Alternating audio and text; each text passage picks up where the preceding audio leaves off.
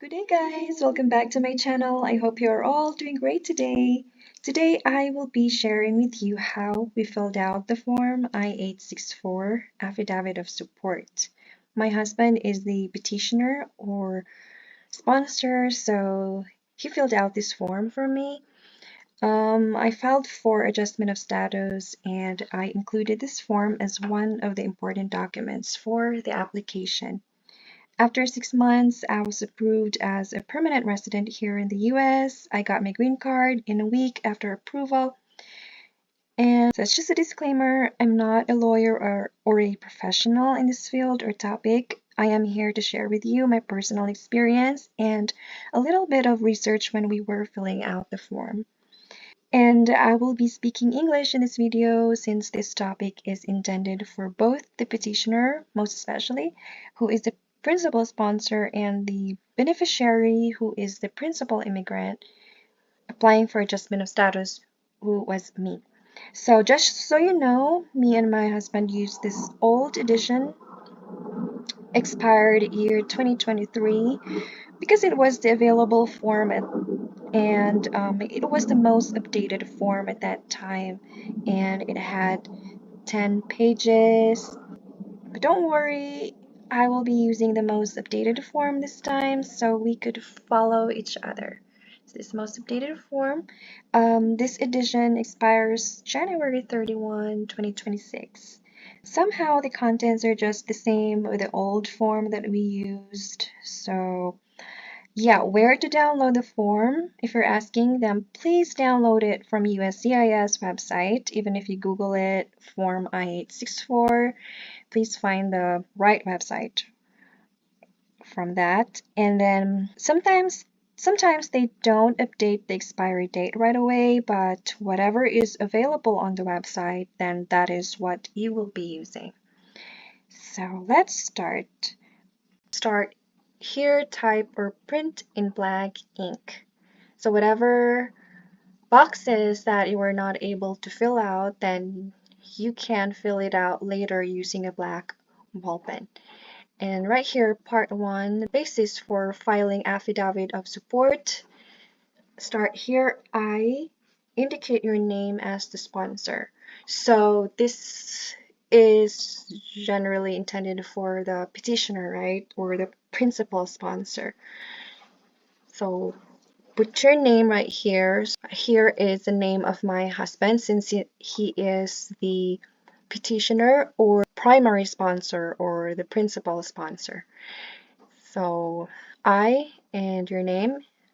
I'm the sponsor submitting this affidavit of support because select just one box because I am the petitioner. So in our case, we click this box since he is the petitioner or the primary sponsor, and me as his wife was his relative. The next boxes are like alien worker petition. So this one also is I have an ownership interest or 5% in which filed. I'm not really sure about those guys. I'm sorry. So those were not applicable for our case. And then this box is he is the only joint sponsor. So if you have joint sponsors, then you can click this one. And there are some cases too that you have two joint sponsors, so just click if you're the first or the second. And if the original petitioner is deceased, there are cases like that, so you can click this box. But in our case, this is what's applicable. I am the petitioner because he was the one who petitioned for me from the K-1 visas. Next, moving on to part 2 here, information about the principal immigrant.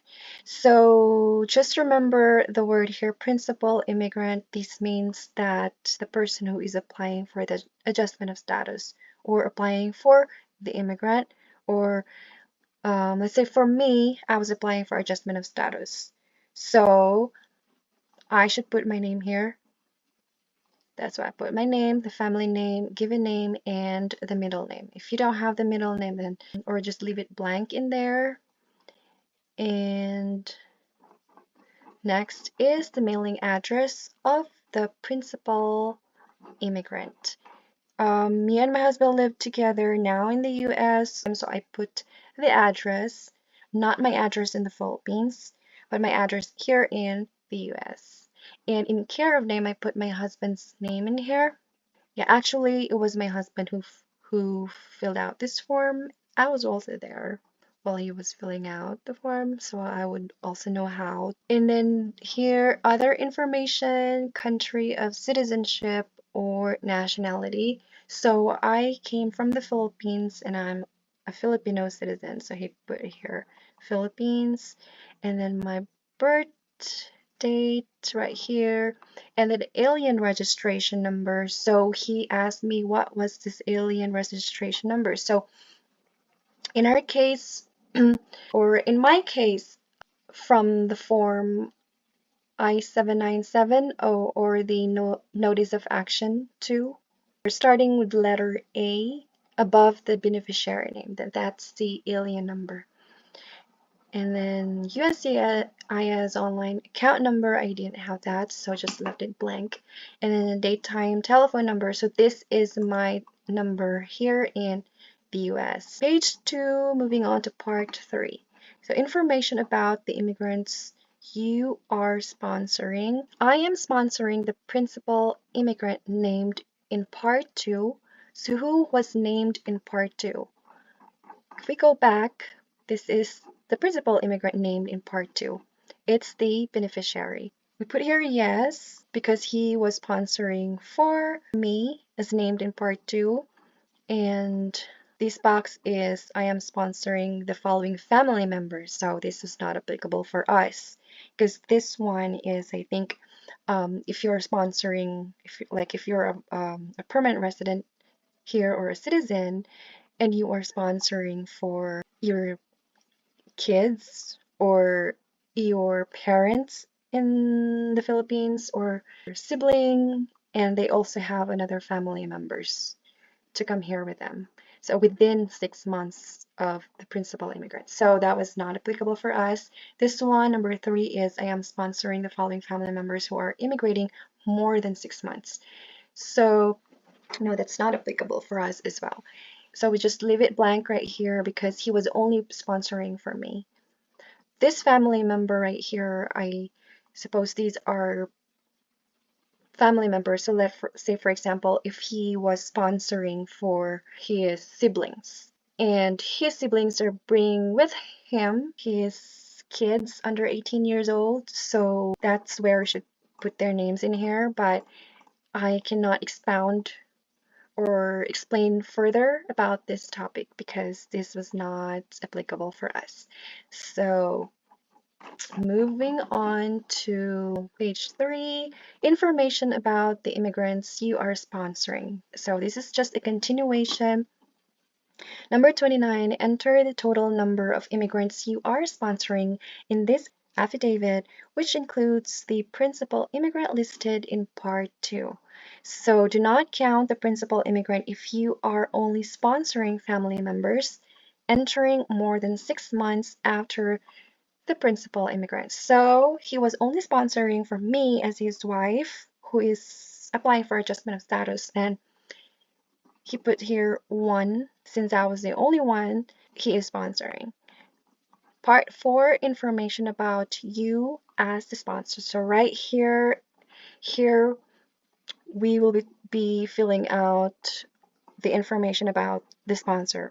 So he, as my husband, was the primary sponsor. He put his name here, family name, given name, middle name, and this mailing address, his mailing address. So he just put his name in there in care of name, and then the zip code, and the country is USA. To make sure that the address you've put in here is complete. And then, is your current mailing address the same as your physical address? Then he put here yes, because the mailing address and the physical address is the same.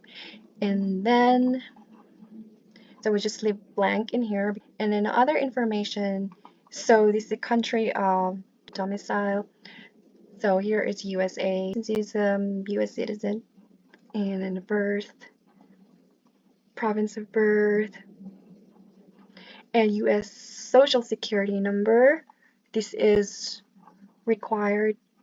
And then click this box, citizen, national, or permanent resident. So he was a U.S. citizen. And sponsors A number, he didn't have any A number, so we just left it blank. And sponsors USCIS online number, since he was already a US citizen here, so we just left it blank. And then military service. I am currently on active duty in the US Armed Forces or US Coast Guard. He is not active on active duty, so we put here no. Moving on to part 5. Sponsors household size. So in here, remember, do not count any member of your household more than once. So you count one person as one count. And persons you are sponsoring in this affidavit.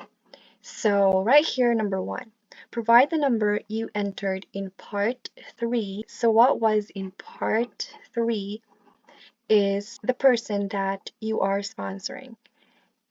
So we put here 1, and right here is persons not sponsored in this affidavit. So in here, all from numbers 2 to 8 are the persons not sponsored in this affidavit. Remember that. He counts himself as 1. He's not sponsoring himself, so we put here 1. If you are currently married, enter 1 for your spouse. But I was the one he was sponsoring. I, as his wife, so we didn't put here 1 because remember, in here is a person's not sponsored in this affidavit. So just leave it blank in here. And if you have dependent children, enter the number here. This is about your children that you're claiming on taxes even if you don't hold any legal custody of them.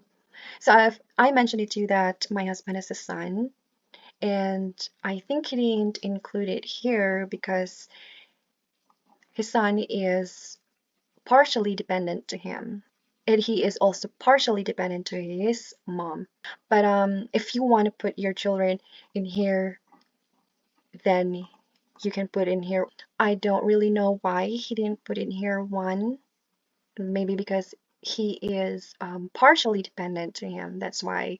If you want to put or count your children, then yeah, you can put it here 1.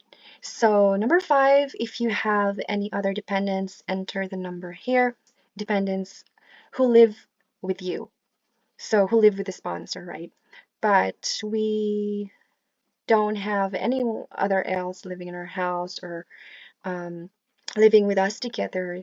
You should just put it here 0. If you have sponsored any other persons on Form I-864 who are now lawful permanent residents, he did not sponsor any persons who are now green card holders, so just left it blank in here. And this number 7, if you have siblings, parents, or adult children with the same principal residence who are combining their income with yours, so we just left it here blank. That's not applicable for us. In number 8, add together part 5, items number 1 to 7. So here is 2. It's actually 2. Moving on to part 6. So sponsors, employment, and income. I am currently, so you as a sponsor, so this is my husband as the sponsor.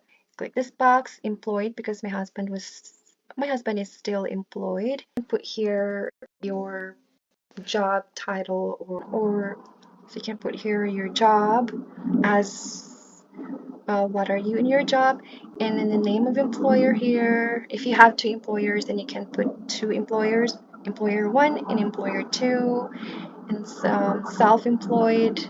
Also, if you have as an occupation, if you have your own business or you work from home as the owner of that business, or then you can click this box, but it's not applicable for us. And then next one, so we just left this blank since he is still working. He's not retired, he's not unemployed. And then my current individual annual income is, so this is your estimate, like annually. So yearly, how much do you get from your pay? And this one right here, income you are using from any other person who was counted in your household size, including a certain conditions, the intending immigrant. So, but this is not applicable for us, for my husband, because he's the only person working. I mean, he is the breadwinner, and during that time I was not working, so we just left it blank in here. These are only applicable for persons who are sharing residence with you. So moving on to page 5, part 6, continuation, my current annual household income. So right here is the total from part 6, item number 7. So these were the boxes in here. These were the persons that you were sharing income with. But this is not applicable for us, so we just left it blank. And right here, one or more of the people listed, so that's not applicable for us as well. So we just left it blank. And then federal income tax return information. So 23A, have you filed a federal income tax return for each of the 3 most recent tax years? So my husband put here yes, because he filed income tax each year, every year. And then here is optional. I have attached photocopies. So my husband provided his IRS tax return transcripts with beneficiary name on it. So is my name on it as well. Since it is for adjustment of status purposes. And then his W-2, recent pay stub, and all those, we included those to support this document. And then, and if you want to see the list of documents to support our form I-864, it's on a separate video for my adjustment of status, and you may want to check it out, guys. And right here is, so before I forget, yeah, we click this box because we provided those documents. And then right here, my total income on Internal Revenue Service, or so right here is my total income. So 24A to C are the recent. So these are the tax years, recent tax years. So what is available to you is what you put in here. So during that time, 2022 was not available yet. So I think that was the time early that year. He hasn't filed the income tax yet. So he used the 2021, 2020, and 2019 for the most recent. And if you don't have, you can just use the 2-year or 2 tax year. But in our case, we put the 3-year most recent tax year, and then we put the total income as well. So so number 25, I was not required to file this one. So this is not applicable for us. We just left it blank in here because this is only for if you are not required to file income tax return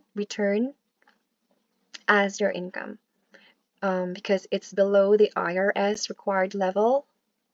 So this is not applicable for us. So we just left it blank. And moving on to part 7, use of assets to supplement income. So this is optional.